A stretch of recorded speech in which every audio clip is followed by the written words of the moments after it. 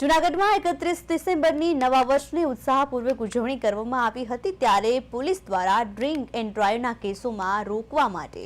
Light breadth analyser દ્વારા વાહન ચાલકોનું checking કરવામાં આવ્યું। રાતભર શહેરના તમામ વિસ્તારોમાં આ સઘન તપાસ યથાવત જોવા મળી હતી। 31 ડિસેમ્બરને લઈને ઠેર ઠેર ઉજવણી કરાઈ હતી ત્યારે પોલીસ દ્વારા તમામ ચેકિંગ હાથ ધરવામાં આવ્યું હતું અને રાતભર પોલીસની તપાસ યથાવત જોવા મળી હતી।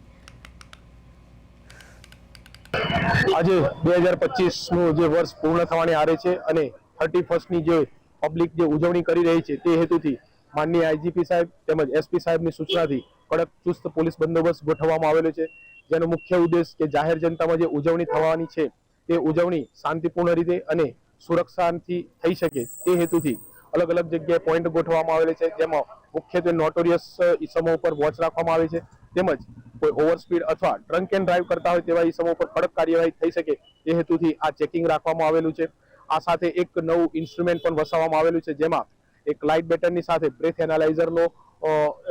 एड करवामां आवेलुं छे, जेनाथी एक फूंकथी पण व्यक्तिए जो केफी पीणुं पीधुं होय तो तरत पकड़ाई जाय छे। जेथी आ अलग अलग जग्याए जेवा के जांजरडा चौकड़ी,